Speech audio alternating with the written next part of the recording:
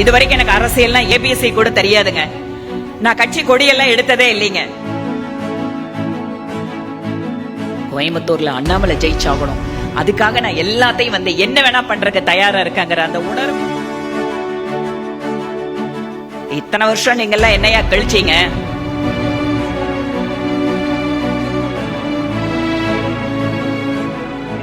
தமிழகத்தில் election work, booth ஒர்க்ல ரொம்ப நல்ல அனுபவம் வாய்ந்த கட்சிகள் ஒரு பக்கம் இருப்பாங்க. நம்மள மாதிரி ஒரு லட்சியத்திற்காக, இது வரைக்கும் எனக்கு அரசியல்னா ஏபிஎஸ்சி கூட தெரியாதுங்க. நான் கட்சி கொடியெல்லாம் எடுத்ததே இல்லைங்க. ஆனா எனக்கு இந்த தடவை கோயம்புத்தூர்ல அண்ணாமலை ஜெயிச்சாகணும், அதுக்காக நான் எல்லாத்தையும் என்ன வேணா பண்றதுக்கு தயாரா இருக்காங்கிற அந்த உணர்வு பூர்வமாக வரக்கூடியவங்களுக்கு தேர்தல் வேலை அப்படிங்கிறது புதிதாக இருக்கும். இதுல ஒரு சிலர் பிஜேபியில கட்சியில சின்ன சின்ன பொறுப்புகள்ல இருந்திருக்கலாம்.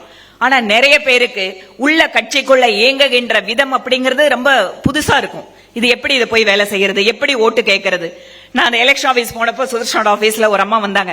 காலையில இருந்து 1 மணி நேரம் நான் போய் ஓட்டு கேட்டு வந்தாங்க. நாங்க எங்கம்மா போனீங்கன்னு, ஆர்எஸ்புரத்துல போனாங்க. என்ன அப்படிங்களா, ரொம்ப சந்தோஷம். ஆர்எஸ்புரம் பொள்ளாச்சி தொகுதியுமா? அப்படி ஐயோ பொள்ளாச்சியா அப்படின்னாங்க. இல்லம்மா, பொள்ளாச்சியிலயும் பிஜேபி கேண்டிடேட் தான் நிக்கிறாரு, ஆனாலும் உங்களோட ஒர்க் வேஸ்ட் ஆகல, கவலைப்படாதீங்க. அதே மாதிரி ஒரு சில இடத்துல கட்சியோட அமைப்பு ரீதியான வேலைகள் அப்படின்னு ஒண்ணு உண்டு. நீங்க சொல்றீங்க எதையும் எதிர்பார்க்காம அங்க எவ்வளவு தூரம் குடும்பத்தை விட்டு குழந்தைங்களை விட்டு. இதே மாதிரிதான் நாடு முழுவதும் கோடிக்கணக்கான நபர்கள் எந்த எதிர்பார்ப்பும் இல்லாமல் பாரதிய ஜனதா கட்சிக்காக தங்களை அர்ப்பணித்துக் கொண்டு பணி செய்வதால் தான் இன்று உலகத்திலேயே பெரிய ஜனநாயக ரீதியான கட்சியாக மட்டுமல்ல, 3வது முறையாக பிரதமர் மோடி அவர்களை பிரதமராக அங்கு அமர வைத்து அழகு பார்த்த கட்சியாக இன்னைக்கு பிஜேபி இருக்கு. நம்மளுக்கு எப்பவுமே கட்சியில இந்த மாதிரி மாநில அளவில் இருக்கக்கூடிய ஒரு அமைப்பு, மாவட்ட ரீதியா, அதுக்கப்புறம் மண்டல் பகுதியா, சட்டமன்றத்துல, பூத்துல, இதெல்லாம் ஒரு பக்கம் போயிட்டே இருக்கு. திரு சுதர்ஷன் அவர்கள் இன்னைக்கு கொடுத்திருக்கிற ஆப், இந்த மாதிரி கட்சியிலையும் ஆப் வச்சிருக்கு. கட்சியிலையும் எந்தெந்த பூத்துல யாரை கொண்டு போகணும், யாரை என்ன பண்ணணும், இது அப்படிங்கறத இந்த டெக்னாலஜியை நம்மளோட ஹெட் குவார்டர்ஸ்ல இருந்து ஆரம்பிச்சு அதுவும் வச்சிருக்காங்க. இப்ப இந்த இடத்துல இவ்வளவு ஆயிரக்கணக்கான பேர் தொடர்ச்சியா வேலை செய்யறதுக்காக வர்றோம். நாங்க வாய்ஸ் ஆஃப் கோவைன்னு இன்னைக்கு வந்திருக்கோம். அதுக்கப்புறம் அந்த வாய்ஸ் ஆஃப் கோவை அப்படிங்கிறது எப்படி பிஜேபிக்கு சப்போர்ட் பண்ணுது, நீங்க சொல்லிருக்கீங்க. பிஜேபியோட அந்த growthக்காகவும் சேர்த்துதான் அப்படின்னு. In that way I have taken it. அதனால நான் சொல்றேன், இந்த ரெண்டும் சேர்ந்து வேலை செய்யறது மட்டும்தான் நம்மளுக்கு வெற்றி எடுத்துட்டு போகுமே தவிர ஒண்ணுக்கு இன்னொன்னு காம்ப்ளிமெண்டரியா இருக்கணும்.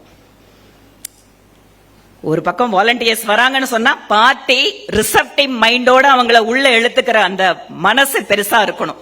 இது ஏன் இடம், இவங்க எப்படி திடீர்னு உள்ள வந்தாங்க அப்படின்னு நினைச்சோம்னா கட்சிக்கு நஷ்டம். ஆனா அதே சமயம் இத்தனை வருஷம் நீங்க எல்லாம் என்னையா கழிச்சீங்க, நாங்க தாங்க இன்னைக்கு இந்த ஓட்டை வாங்கிட்டு வந்தோம் அப்படின்னு பேச ஆரம்பிச்சா அது சரியா வருமா? யோசிச்சு பாருங்க. ஏன்னா இந்த கட்சின்னு ஒரு அடித்தளம் இருக்கிறதால தான் எங்க எல்லாத்துக்கும் எம்பியா ஆகிறதுக்கு வாய்ப்பு, எம்எல்ஏ ஆகிறதுக்கு வாய்ப்பு, ஏன் வேட்பாளரா நிறுத்துறதுக்கு கூட கட்சி ஒரு வாய்ப்பை கொடுத்தாக வேண்டி இருக்கு.